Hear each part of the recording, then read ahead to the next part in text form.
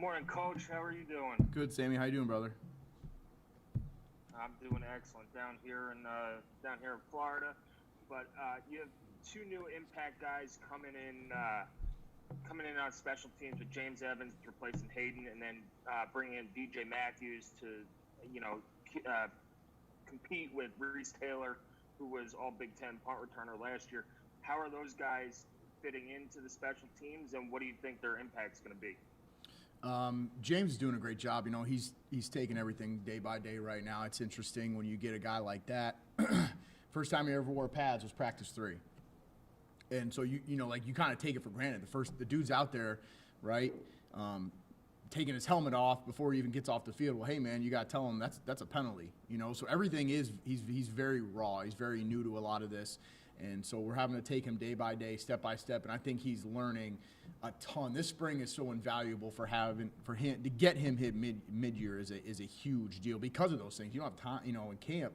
If he's going to be the guy day one at Iowa, you can't take time to, hey man, you can't take your helmet off before you're off the field. And he's tying his shoe. Coach is calling emergency punt, and I love when Coach Allen does that. Keep everybody on their heels, right, in the flow of a game. And James is out there tying his shoe. You don't have time to tie your shoe. The play clock's running. So, it's been a learning curve for him, but he has taken everything in stride. He's a tremendous young man.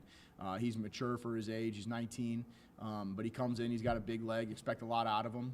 And then DJ's just been phenomenal. And, I think we had two really good punt returners last year, too. And I let Reese and Wap kind of battle it out. And Reese, won the job overall and obviously was all Big Ten, and did a great job for us. But DJ brings a wealth of experience, and it's great to have those two battle it out as well. And I think DJ can help us at gunner as well on Crimson Watch and our punt unit running down the field, very similar like Wap did versus Wisconsin. You get a guy that's got great ball skills, and you can get a gold punt to hang up there and down that thing on the one. We know that's a game-changer play for us. So those guys are going to bring a ton of, more so experience from DJ's perspective, but James will bring us just another leg, another weapon, and it's a big one.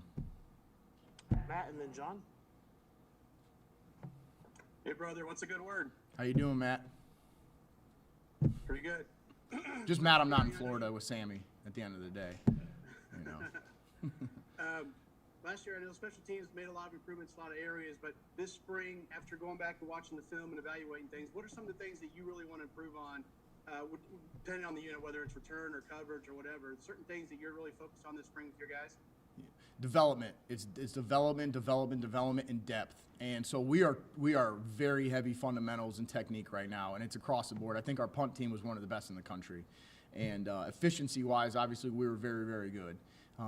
And so we want to build off of that. And so I want to develop depth. And so I've taken the ones at times and made them the look team and made them work against the 2s and the 3s. And, guys coaching up other players. Iron sharpens iron. And so that's been the main focus for us. The other part of it is our kick return game. We didn't have a lot of opportunities last year. Technically, statistically, we were a little better than we were 2 years ago, but we returned 6 or 7 kicks last year. That was it, opportunity-wise. You get Dave back. It is a little bit different back there. The vision that he has and the comfortability in the scheme obviously makes a difference. So, but the techniques, the fundamentals, a few scheme adjustments here and there, especially on Crimson Watch and kickoff return, so punt and kickoff return. But not much. It's just getting the depth, developing the depth of the players, the younger guys, bringing them along, and then just executing at a higher level. John, and then Dustin. I just want to get some particulars of how it works coaching the Bulls. So obviously I can imagine maybe when they're working on D-line stuff, they're with Coach Peoples, and then when they want to do dropbacks and other types of things, they come to you and work. How does that balance work in terms of you filling in the gaps and making sure these guys who are hybrids get all the different pieces they need?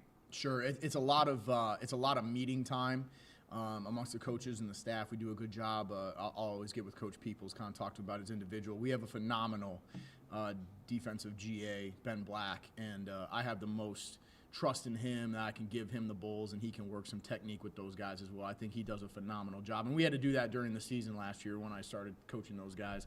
So between us, like you said, we'll kind of divvy that stuff up a little bit between the three of us. And I'm very comfortable. I'll take the Huskies and send them with Coach Jones, and he's been in this defense and he knows what the Huskies are supposed to do. So I could give him, the Huskies at times and focus on the Bulls, or at times I'll give the Bulls to Coach Peoples and Coach Black and focus on the Huskies. And so it is a lot of meeting time, and we'll kind of divvy up the individual that way. I think where I struggle the most is practice, because they're two they're on the opposite side of the field, right? And it's very similar to how Coach Shelby, Coach Shelby's got one corner on one side of the field, one corner on the other. It's hard to see both.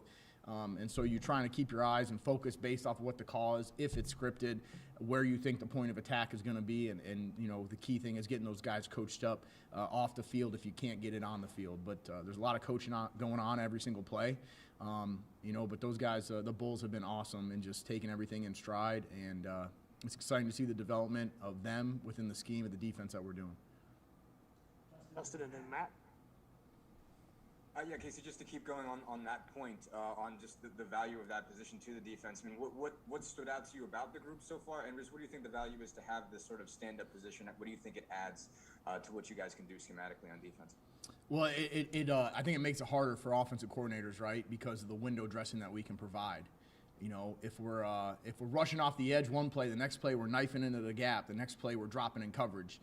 That's from a defensive line position. In our 4-2-5, I mean it's the disguises that we can use, and then it's the athleticism of the position itself, right? And so unique to the situation, and we talk about recruiting.